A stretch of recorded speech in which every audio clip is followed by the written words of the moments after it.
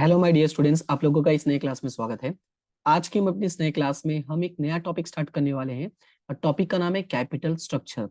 इस टॉपिक से रिलेटेड छोटा सा पॉइंट हम लोगों ने लास्ट क्लास में भी डिस्कस किया था। अगर आप लोगों ने वो क्लास नहीं देखा है तो उस क्लास का लिंक जो है आपको मैं डिस्क्रिप्शन में प्रोवाइड कर दिया हूँ। प्लेलिस्ट बना के टॉपिक का नाम रख दिया है फाइनेंशियल मैनेजमेंट, जो हमारा प्लेलिस्ट है उसका नाम रख दिया है फाइनेंशियल मैनेजमेंट। उसमें जाएंगे तो आपको टॉपिक सेकंड जो लास्ट क्लास है वो आपको देखनी है। ठीक है, अब यहाँ पे मैं आपको दिखा देता हूँ कि मैंने कौन सी क्लास में यानी क्या डिस्कस किया था।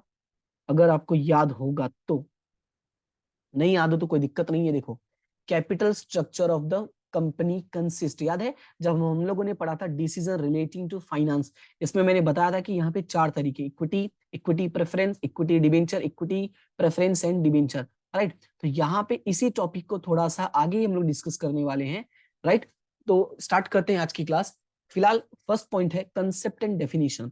कंसेप्ट एंड डेफिनेशन का मतलब यहाँ पे क्या है कि there are two important aspect of the financial plan. यानी कि जब भी हम फाइनेंशियल प्लान की बात करते हैं बेसिकली दो पॉइंट्स हमें कंसीडर करना होता है। एक, estimate the need of capital, दूसरा to determine the sources of capital. मतलब कितना पैसा चाहिए,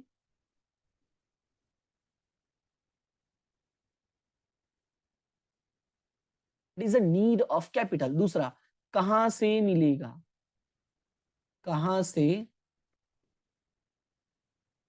is the second point, sources of capital. Right, तो ये दो पॉइंट्स हम लोग को कंसिडर करना होता है कब, जब हम लोग फाइनेंशियल की बात करते हैं यानी कैपिटल स्ट्रक्चर की बात करते हैं, या पैसे की बात करते हैं, या फाइनेंशियल प्लान की बात करते हैं। राइट, तो अब थोड़ा सा स्टार्ट करते हैं, आगे बढ़ते हैं। अब यहाँ पे देखो, company can obtain necessary capital funds from various sources.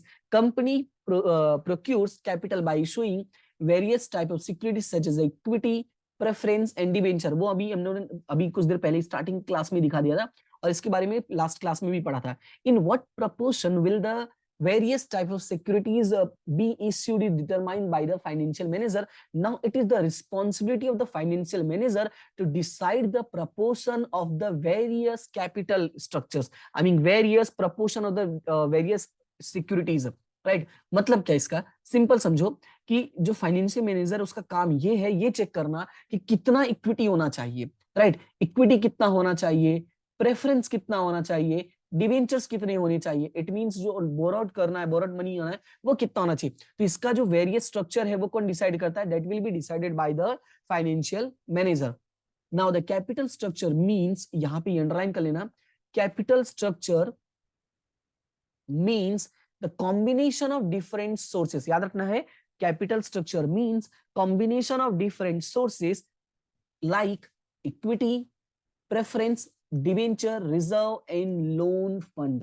Right? So now the definition according to Gestenberg, as per the Gestenberg, decision regarding the type of securities are reflected in the capital structure of a company. It means कि decision regarding the types of securities, मतलब कौन कौन से securities की बात आने वाली है, ये जो points हैं उसको ही हम लोग क्या बोलते हैं, कैपिटल स्ट्रक्चर बोलते हैं। राइट, और सिंपल जो डेफिनेशन है, it is the combination of different sources of a capital. याद रखना है, सिंपल है, बहुत ज्यादा सिंपल है, different sources of a capital like equity, preference, debenture and loan.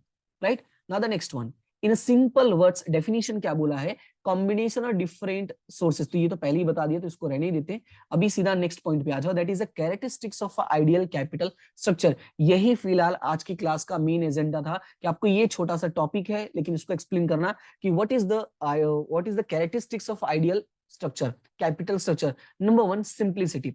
Simplicity का मतलब समझने में बहुत आसान होना चाहिए, ज्यादा डिफिकल्ट स्ट्रक्चर नहीं होना चाहिए। Right, the capital structure becomes easy in terms of administration if the lesser type of securities are issued. मतलब क्या है, जो मैनेजमेंट करना है, एडमिनिस्ट्रेशन करना है, वो इजी होना चाहिए। वो इजी कब होगा, जब यहाँ पे lesser type of securities are issued.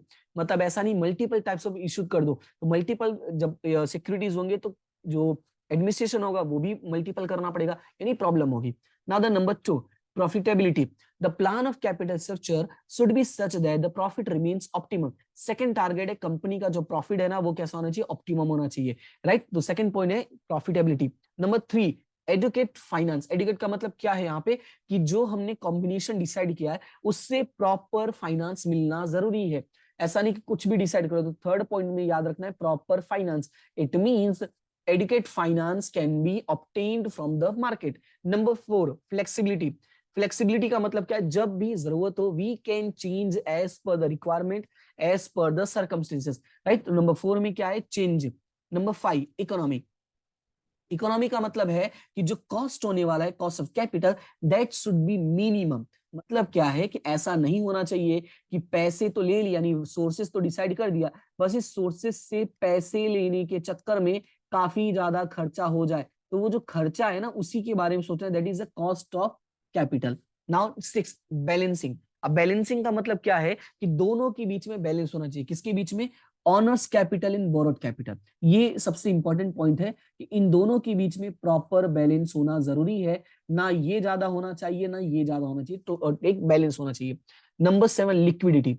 There should be such a type of provisions in the capital structure that the liability and debt can be paid in a time.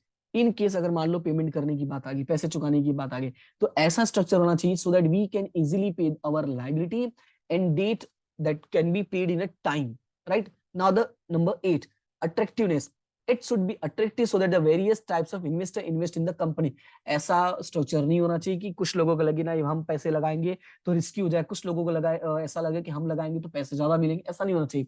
एक proper होना चाहिए attractive की जो maximum हमारे पास investors आ जाए. Number 9, solvency. Solvency के time पे risk नहीं होना चाहिए. तो क्या लिखा है? The proportion of borrowed capital should not be so large. Borrowed capital should not be so large that the burden of interest cannot be borne and risk of insolvency is raised. मतलब क्या बोला है कि ऐसा नहीं होना चाहिए कि तुमने लोगों से मार्केट में काफी ज्यादा पैसे बोरो कर लिए, अब इसकी वजह से जो कंपनी को इंटरेस्ट पे करना पड़ रहा है that is very much high.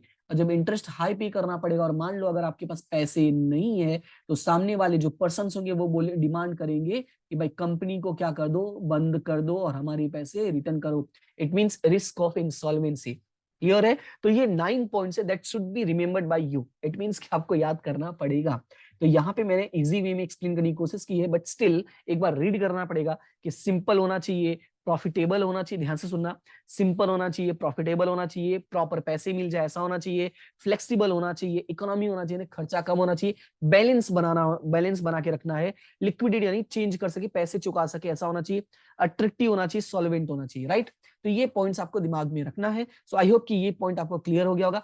कोई डाउट, कोई भी प्रॉब्लम कमेंट करके बता देना. और वीडियो अच्छा लग रहा है तो लाइक शेयर सब्सक्राइब करते रहना. ठीक है, आज के लिए इतना ही छोटा सा क्लास था. नेक्स्ट क्लास में हम डिस्कस करेंगे फैक्टर्स अफेक्टिंग कैपिटल स्ट्रक्चर. तो फिलहाल आज के लिए इतना ही, मिलते हैं नेक्स्ट क्लास में. तब तक के लिए thank you so much and have a good day.